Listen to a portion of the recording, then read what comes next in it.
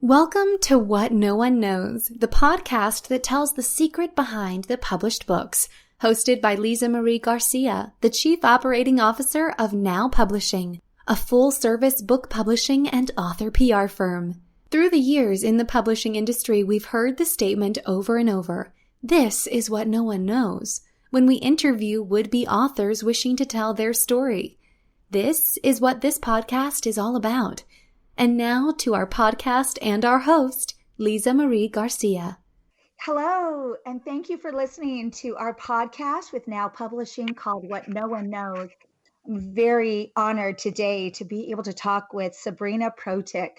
She is the author of the best-selling book, Growing Ageless, Think Young and Live Younger. And I'll tell you, we're going to talk about being young in all types of ways this morning with her. So I'm so happy that she's here.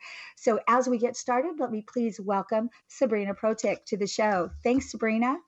Hi, Lisa. Thank you so much for having me on the show. I feel honored. It's our pleasure. I'm excited to talk about your book. And actually, this book now I think it launched in October of 2019. Is that correct? Yes, I was just thinking about that. Coming up on a year. How does time fly? I mean, it's so crazy, and especially with the times that we're in right now. We're in the COVID year when people are listening to this down the road, right? August 2020, just to date our podcast, which you're not supposed to do, but I'm doing it right now. But it seems like during this time, at least for us here at our team at Now Publishing, it seems like a month is like a week. I don't know. How do you feel? How's time happening for you these days? You know what, Lisa, it has flown. I remember saying having 2020 vision, as we were going into 2020 and everything seemed so bright and clear. And now here we are almost, getting into the third quarter of it. And I'm like, what happened? What happened to that 2020 vision? Exactly. It's crazy. Well, let's just dig in because as you know, this show came to us when we were talking with people, and people would say they'd like to write a book with Now Publishing, and they'd say, I'm going to tell you a story that no one knows. So you definitely have one of my favorite stories of all of our titles that I'm going to ask you to share in a bit. But I want to give the listeners information about your book because I have read it cover to cover. And first of all, I do want to say that this was one of the most fun reads I've had, to be honest. And actually we got comments like that from our test readers and from our team as well. It's very informative. And then it moves you through from thought progression to thought progression and from item to item. And to just give a little bit of the flow, you really do this book in three parts. You've got a mindset makeover, part one, and then part two, you have self makeover, and then part two, body makeover. And can you just kind of explain how that came together and how that philosophy became yours in this book? Well, I have to credit the Now Publishing team because we do something called a book build. And when I met with you guys, she said, Sabrina, tell me your story. And as I was telling the story, you were putting these three segments together. And that was really my journey and how my life flowed. It was like this critical, time in my life, a major crisis. And then it was that middle where I was figuring it all out. And then it was the end where I says, okay, I'm ready to help other people. Let me share the secrets to success as to how you pull out of the crisis in your life. Exactly. And what I love is where you do this makeover thing. But what's cool about it is in your book, you actually take the reader from where they are to where they need to be, for instance. So, for example, even just actually to start at the beginning, you have a chapter title that I love that you say, "My life is over," but then you put a strike through to say, "My life is just beginning." So can you talk about that where you were versus where you got to, and maybe really the meat of it is, for instance, how did you do that? How did you get from the past to the present that you're living and breathing these days? Oh, sure. Well, my wedding gown was handmade. My aunt sewed over 300 pearls on that dress, and it was the dress of my dreams. And as I was standing on the courthouse steps and I'm going through this divorce, I'm thinking, what happened to the dream? what happened to the dress? My life is over. Like everything that I had dreamt was gone. And I thought there was nothing left for me. I was just destined to be this invisible mother whose only lot in life was to raise her children and no personal happiness for me. And I sunk into deep depression. As I told you guys, I wore black for 3 years. I was in mourning. I couldn't accept my own reality. That's what happened. I'm glad you brought that up in terms of what you wore. So it is so that part of your story we loved so much, where you shared that you wore black for 3 years. And so what we actually did, I'm going to turn to the page right here. On page 105, we actually have 9 pictures of you in different black outfits. And I think you gave us even more images because that was so striking in terms of, this is how I felt. I felt like what you just said there. I'm invisible. I'm a failure. How did this happen? This is not my life. How did I get here? I'm not a part of this world. I'm not a part of what's going on. I'm in shock for the life turn that happened. And those pictures say it all. And I loved that you were able to be vulnerable in your storytelling. And I'll tell you that is one of the areas that's difficult for us sometimes with authors when they don't want to be vulnerable or authentic. Can you speak to why that is, in my opinion, very much who you are as an individual, not just an author? Well, sure. I mean, I hid my divorce for a year. I was actually divorced for a year and nobody knew because that's something, it's this feelings of failure. You don't want anyone to know that, hey, I failed at this. This didn't work out for me, and you hide it.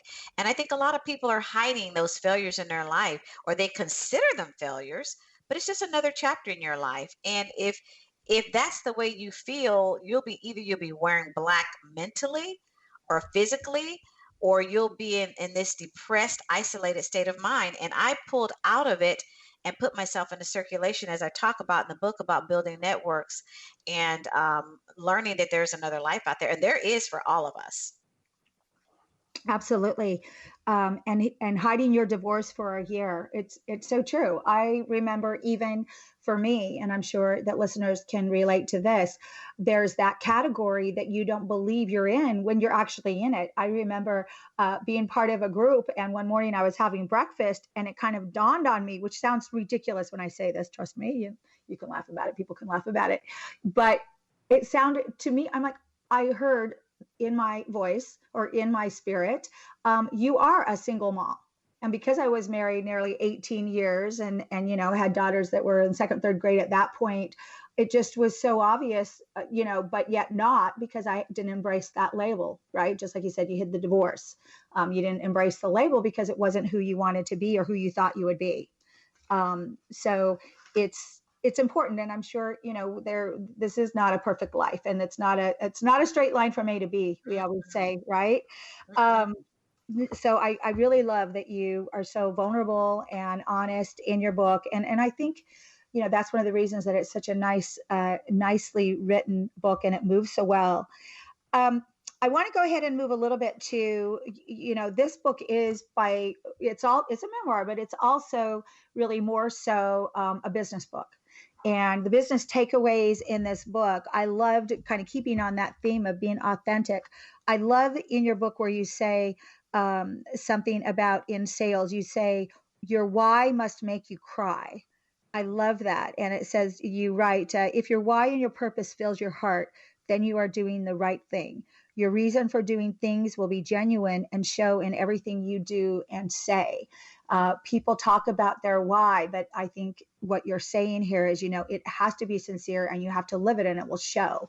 Can you add anything to that? Well, yes, because a lot of us live very robotic lives, and we may have a job, a career, if you call it, raising our families, if you will, but does it really resonate deeply inside of you? And so when I say your why must make you cry, you have to discover purpose in your life. As I was coming out of this depressed state of mind and reintegrating into society, I found some real value. I found that my journey could help other people. And I began to think about that, and it would bring tears to my eyes as I would hear other women tell their stories. And I knew I was being selected to share my journey so I could help other people. And that why became powerful and strong. I use the word empowerment. And if you read anything about me, social media, anywhere, you'll find the word empowerment because I love doing that. That's my why. My why is to help empower other people through my journey and to help them along the way in their journey. Thank you for bringing up the empowerment group. Actually, I'd like to, or the word empowerment, and that is absolutely who you are. And that was when you started to write this book with us early last year, you have had this group, empowerment, the We group. Can you talk about that and share with people listening about your group? Sure, and that was one of my secrets to coming out of the depression was to help others. And I always say the way to help yourself is to help other people. And Yes. I had zero friends, I had nothing going on, and I realized I needed to reintegrate. So I started this women's empowerment organization primarily to help women entrepreneurs gain visibility in the community, to form a network, not just hand out business cards, but to get to know these people and give warm referrals. And it's almost 5 years old now. We have over 500 public members and about 30 what we call ambassadors. And our main focus is empowerment, tools to help you grow.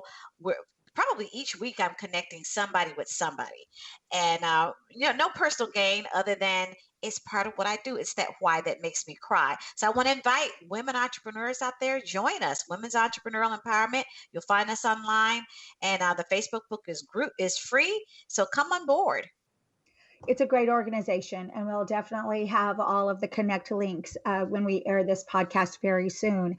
And I love that, the why that makes you cry, and it served you through the We empowerment. And congratulations! I didn't know he had been 5 years, so that's a nice milestone.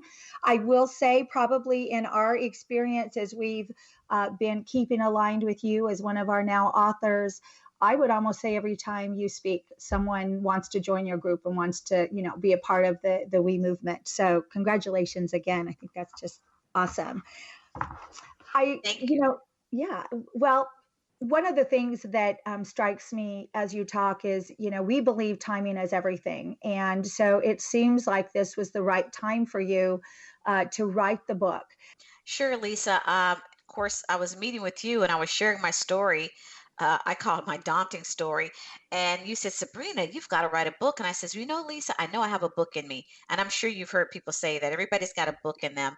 And you said the time is now. I said, oh, no, I can't do that. And you said, yes, you can.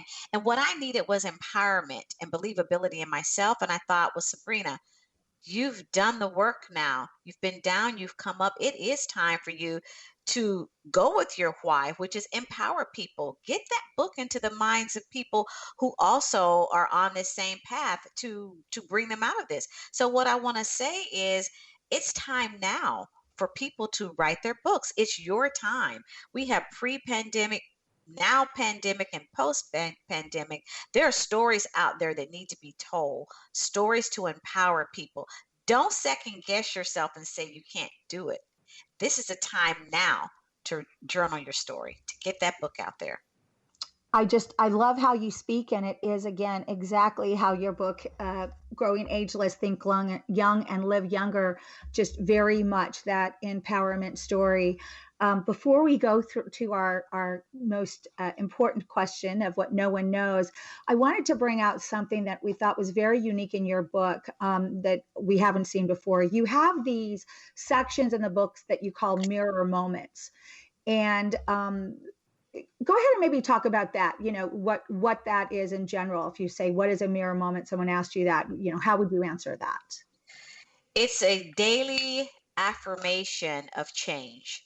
That's exactly what it is because each day we look in the mirror and we forget what we see and we go on with the routines of life and nothing changes. Our thought processes don't change. Nothing changes. And so the mirror moments for me were life changing moments where I say, look in the mirror, strike out that negative word, see what you see, and say, hey, today is going to be a new day for me. I'm going to experience something new. I am not going to go get the normal Starbucks coffee. I'm not going to go get the regular salad. I'm not going to go to the same spot or go watch the same movie. I'm going to do something different. I'm going to try something different. And it's not just food, it's any and everything. So those mirror moments are life-changing moments where you decide that you're going to make a major change in your life that's going to channel you into something totally new and different. It's a mindset and a mental change where you say, I'm thinking different today.